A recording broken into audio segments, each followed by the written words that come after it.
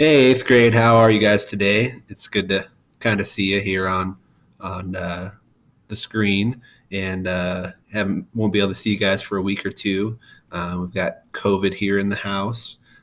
If you're curious, everybody's doing okay, but I do miss being at school for sure. So let's hop into the lesson for today. We've already covered over the last few weeks the acronym BEAVERS that describes our student profile, our school mission statement. But I feel like this acronym, our core values, is a bit more relevant to you guys. So just a reminder, the W stands for working hard.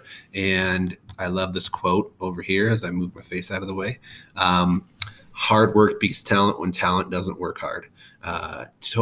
Reminds me of when I was a coach, and sometimes in the back of my mind, I was thinking that all players I coach, boys or girls, you kind of have two scores.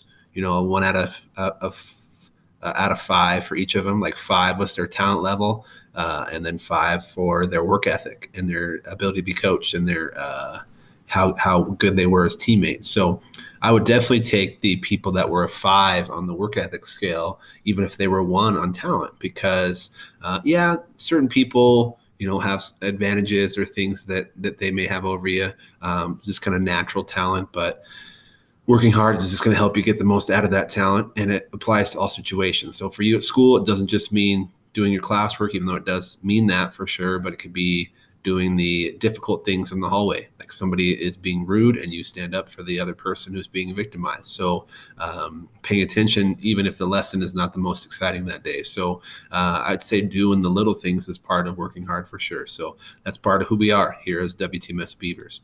It's been a couple weeks ago, but during conference week, you guys did those surveys that we always do at the trimester break. And I just want to tell you, thanks again. We really do value that input. So thanks for doing that.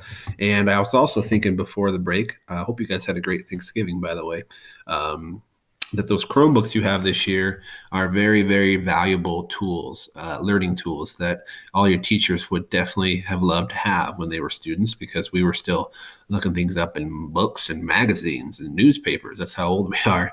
I just hope they're not just something that's games all the time. Okay. Yeah, charge them, take care of them, certainly. But I hope that they're stimulating and helping your learning process and not just there, even though certainly they can be used for a fun part of the time, but just not all the time. All right. So we're going to get back into our lessons. If you remember right, I don't know why that came up. I'm sorry, guys. We're talking about the 6 most important decisions you'll make in life, many of them as young people. Decision 2 is about friends. So last week we did a little friends checkup somewhere in your agenda. Hopefully you participated. It's just there's no right or wrong. It was a little questionnaire about your current, not how many friends you have, or just the healthiness, the quality of those friendships and how you're doing. Okay. So hopefully you remember that. Today we're talking specifically about surviving the ups and downs of friendship. That's going to happen. That's one of the big parts I got from rereading this chapter. Is it's inevitable that no matter how good of friends you are, there's going to be times that you're a little mad at each other. Okay. Happens to everybody, and that's okay. It's normal. So Sean Covey in his book talks about some life preservers or just aids that could help you to get through those little things, so you're not going through friendships all the time. So he has 8 of them, and I'm just going to make it quick and hop right into them. All right. Number 1 is about the friends you choose. Choose steady friends who like you for who you are, not the fickle ones who like you for what you have. Two-faced people over here. Okay. I remember when I was a kid, sometimes it was whoever had the coolest toys, right? Who has the coolest car or whatever. If they don't care about you as a person, and it's all about status, or they like you because you're captain of the cheer team or whatever it is, if they're not in it to support you and be there for you as a true friend, they're not going to be very good friends to you. You might want to choose better ones. Number 2, it's good to have as many friends as possible, but never make them the center of your life. You may have remembered, you may not, stuff from 7 Habits last year. We talked about your life centers, okay? And that you should have principles or values as the center of your life, the things that you believe in, the things you stand for, because those are unchanging. If something else slips in here, like friends, where are they? Right there. Sorry. and you make them the center, which happens to a lot of us at your age, it can be dangerous because remember, friends can change. Okay. And you can sometimes be kind of clingy to friends if you make them the center of your world. So it's like kind of like dating relationships. As long as they're healthy and carefree, it's okay. Date a lot of people, have a lot of friends. Hey, it's good for you. But when it becomes you're trying to please them or you're being clingy, that's not good. And I would tell you too that it's nice to have a best friend or so, but if that's the only one you have, you're putting a lot of stock in that one friendship. I hope you have many friendships.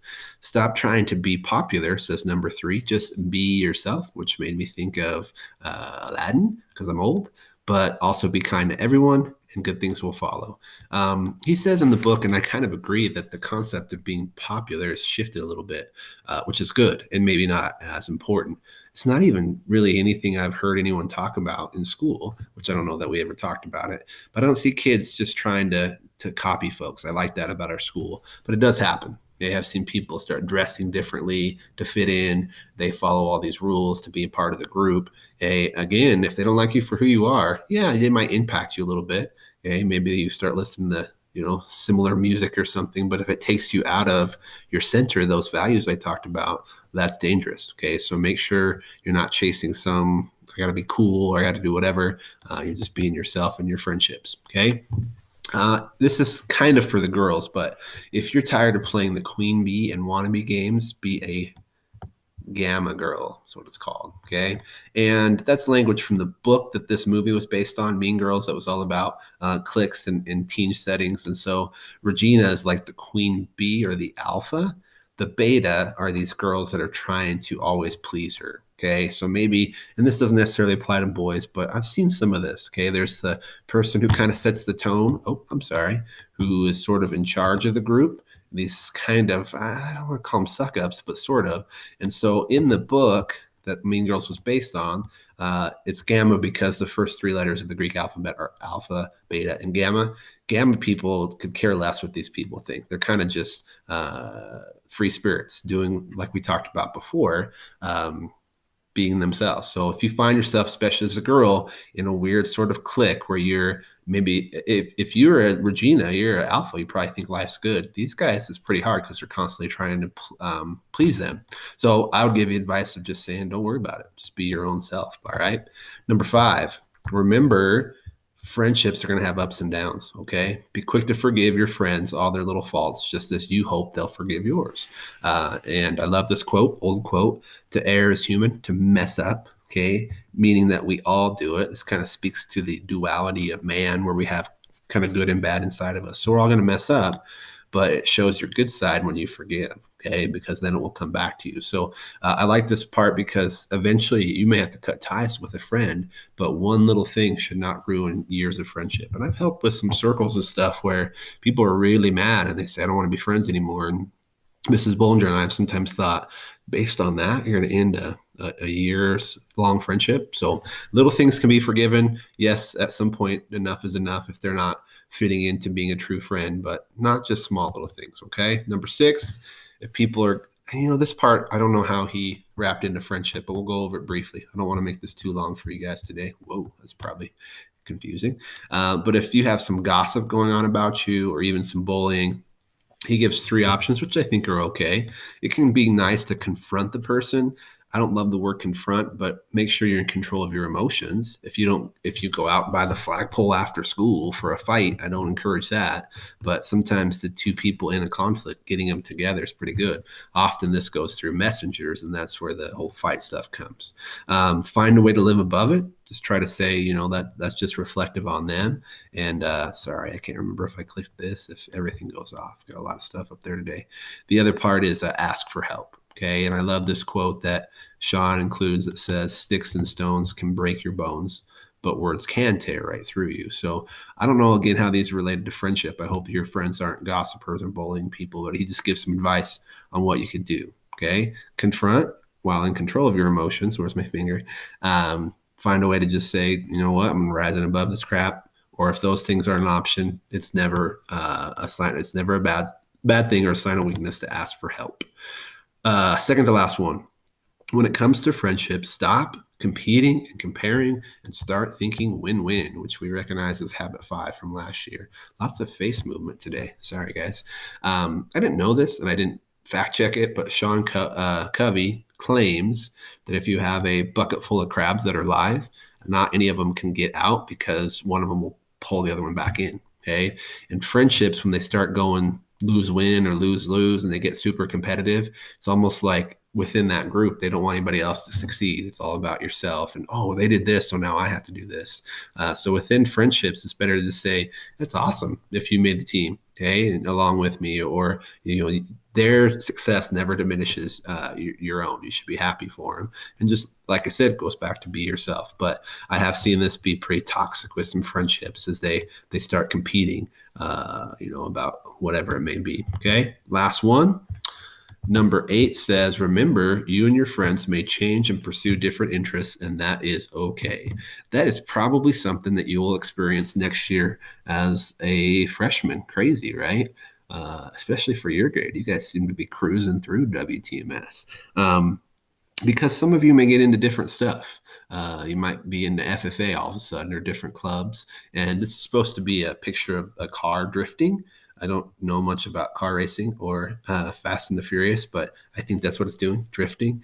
And so he says it's not okay to just say, I don't want to be your friend anymore, or all those things. But you can be friendly forever, see each other occasionally. But if you feel that slow pulling because, now I'm more friends with people on the soccer team, or I made this group and band, don't discount those other ones, value those friendships. But it is natural for people to drift. I definitely not friends with any of my middle school people, even though at the time we would have thought of ourselves as being bros and BFFs. Okay. But we didn't have any kind of just ending. I've talked to them and we're still friendly. So just know as you grow older, that is totally natural and okay. And you don't have to be feeling betrayed if that happens sort of naturally. Okay. Words to end on and think on from Sean Covey in his book. He said someone told him this quote. I couldn't find a source for it, but pretty good one. Friends are like the pillars on your porch. Sometimes they hold you up. You're the source of support. Other times you need to lean on them. And other times it's enough just to know that they're standing by. So there's some tips to get through all the little waves and little difficulties that may come up. But friends are so valuable. Hope you have lots of them. Hope you value those friendships and that you can listen to some of these tips. So, all right. Hope you guys are well and hope to see you soon. I'm going to close this so I don't have that awkward time at the end. I'm going to push stop and have a great day. Remember, tomorrow, Friday, is a plus day, so we'll see you at home. Later.